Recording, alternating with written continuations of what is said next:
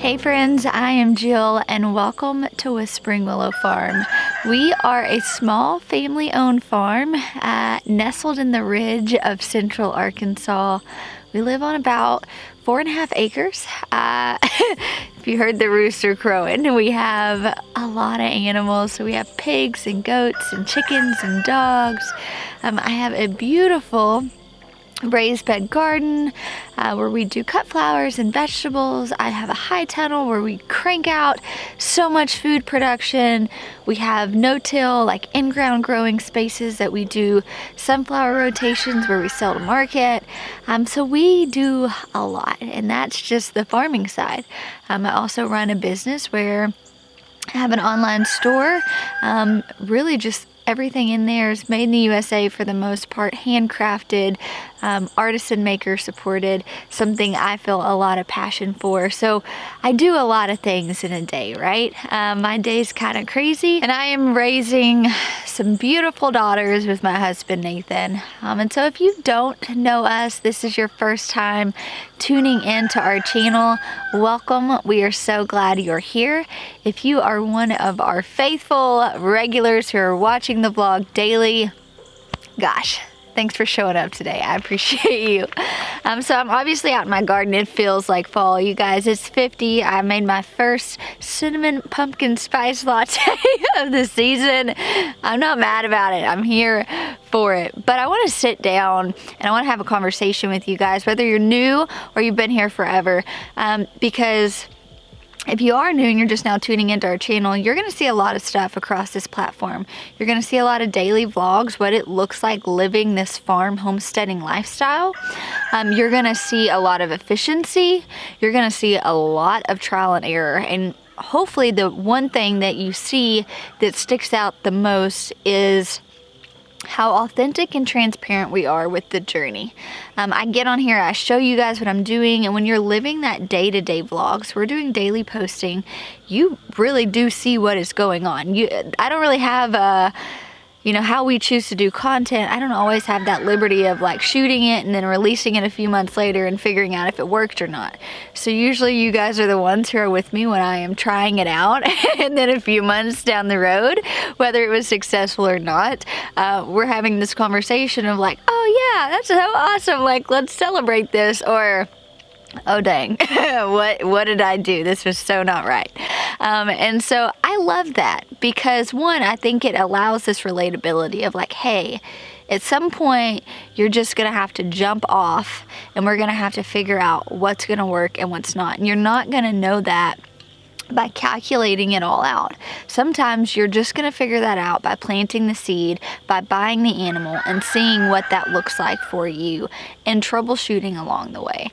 And so here on our farm, we talk about efficient systems a lot. In fact, I wrote an entire book, The Tiny But Mighty Farm. I'm going to stick it down here if you guys want to pre-order it. And that book is based around having small amount of land, right? So only a couple acres, but really implementing all those efficient systems to crank out production. We talk about hybrids a lot.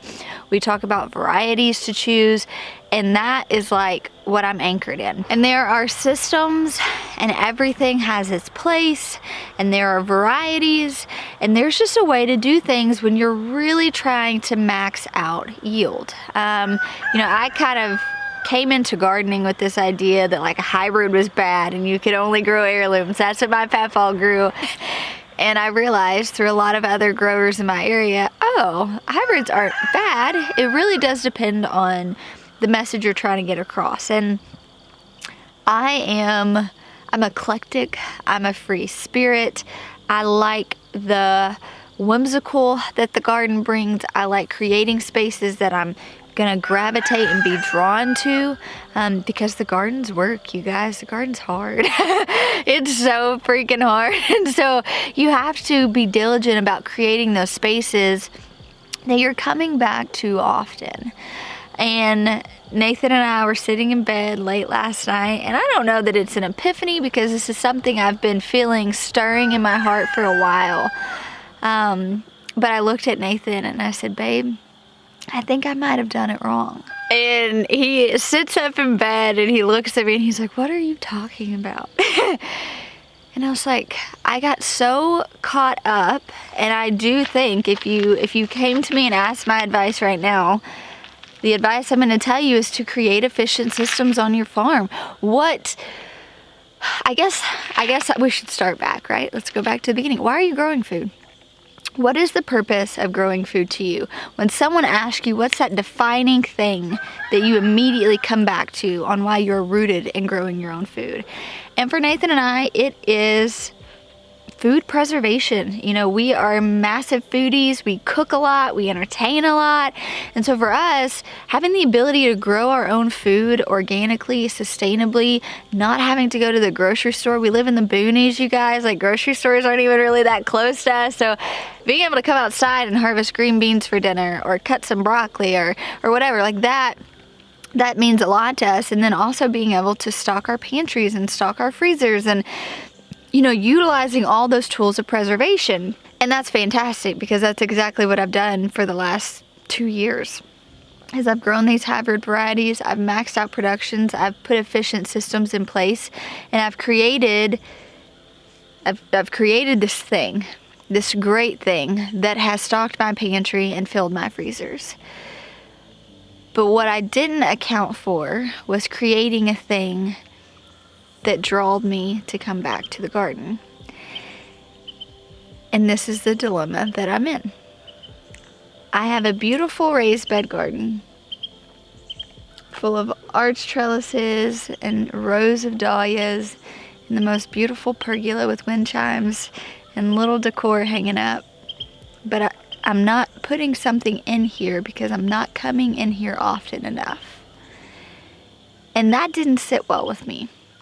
And so I have realized that, you know what? You can preach efficiency, and you can preach hybrids, and you can preach food preservations. And really my message is like, you don't have to be a professional grower to max out a professional grower amount of food in your backyard. And I hold to that, and I will always implement that. We have a fantastic high tunnel on the back of our property that will always be geared towards efficiency. In fact, Nathan and I want to put a second high tunnel somewhere on our property that is just going to be geared towards efficiency. But I think what I'm going to see in the raised bed garden next spring is going to be a lot different, and I'm going to walk you guys through that journey of figuring out the balance. So as I mentioned earlier, Nathan and I are massive foodies. If you would have asked me 5 years ago, you know, if I knew how to cook, I would tell you, I'd shy away from that, right? I would say, absolutely not. Nathan does all the cooking, which is true. Nathan did. But I had those foundations from my grandparents where I knew how to cook. I just lacked that confidence to really kind of execute it out in the kitchen.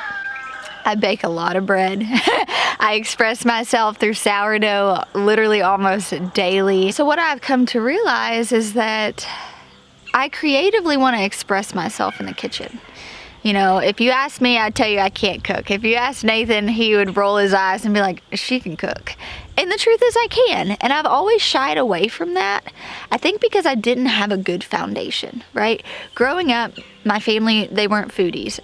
We had, you know, Southern staples, literally fried chicken, mashed potatoes, cornbread. Like that's what I grew up on, is that Southern rooted, you know, all-American family household food. It wasn't really a lot of vegetables. And so growing up, I've had to create this cuisine, right? Like based off of our family. I've explored so much with just taste and what we eat. We eat a lot of Indian food. We eat a lot of Asian food. We eat a lot of different cultures because I think it's important to give that variety to my children.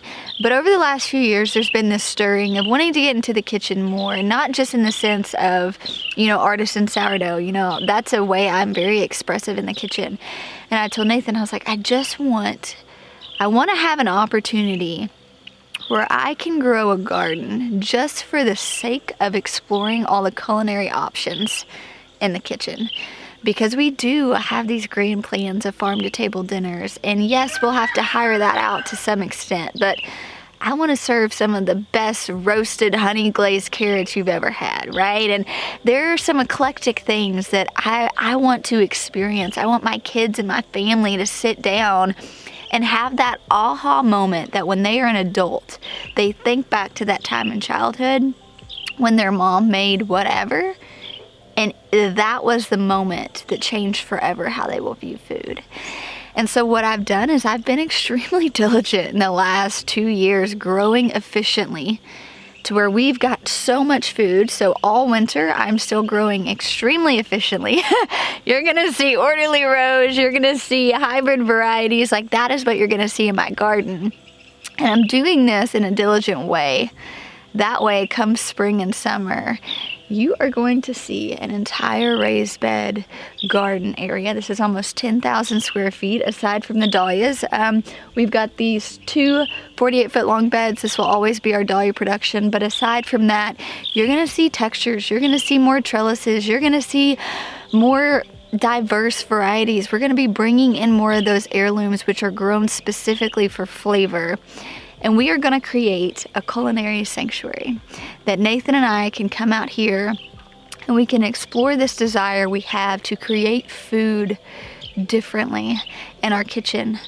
We want to cultivate a place where we can invite our friends and family to come out here and try varieties they never had. And not to say we won't ever have a hybrid out here, but we are shifting because one, I need to create that space for me. I need to be able to explore creatively where I'm being called to. And sometimes that looks like clean systems. We're still going to have those. Sometimes that looks like growing for flavors. And now we're going to have those too. And so I want to share this with you because you can be gardening one way and it can be the right way. If someone still asks me how to max out yields and I have a small space but I want to put up food for my family, you got to grow some hybrid varieties, figure out those efficient systems and like, let's do the thing. That's still what I stand firm on. But now I've got this desire for something else and I'm in this really sweet spot where I have the space to kind of give to that desire. And I'm excited. I have not sat down and skimmed through an heirloom seed catalog for the sake of just culinary preference in probably 6 or 7 years. And that feels so good. I cannot wait to share with you guys about this journey and hopefully just encourage you as the gardener. You can change your mind again and again. You can come back to the garden in different ways every single season for what makes sense for you within that season. And if you have that firm foundation, there's the ability to change. There's the ability to pivot. There's the ability that you get to do what you are called to do. And in this upcoming season, I feel like I'm called to strike revolution in my home in a culinary way. I feel called to allow my children to have these experiences that they've never had in the culture of food. If I'm being honest, I just have this like rush, kind of like this bolt of electricity just gone through my body. I feel so good about this decision. But it is it's scary in a way, right? Because I have all these creative ideas, but then when you actually put something pen to paper and you start doing these things, you hold yourself accountable to follow through with that creativity. And I think that maybe for many of us, we have this idea of these grand gardens and we have this goal and this vision for our farm, but maybe we lack creativity, or maybe we lack the ability to give ourselves freedom to be creative and mess up in that. So I am so excited to walk on this journey with you guys. The fun thing too is there's going to be so much good content. We can really kind of dive into what heirlooms are and what hybrids are and how you buy heirlooms for flavors versus buying hybrids for production. I think there's going to be so many good things that come from this, and ultimately I'm proud of myself for having put in the work the last 2 years and growing efficiently to know that I can take this risk moving into the new season and my food supply is not gonna be altered at all. I'm still gonna have tomatoes in the cabinet. I'm still gonna have broccoli and Brussels sprouts in the freezer. We're gonna have green beans. Like, that feels good too. So I'm not saying that if you're new to gardening, grow an entire garden for flavor in your culinary, exploration. I don't know that that's right, but I've been doing this for 10 years and it's almost like, you know what, Jill, you deserve this. You've earned the right to have a garden just for the creativity, just for exploring what potentially could and can be. And that feels so good. And I'm excited to walk with you guys on this journey. Oh, you guys, it's gonna be a good time. But thanks for hanging out with me. I'll talk to you soon.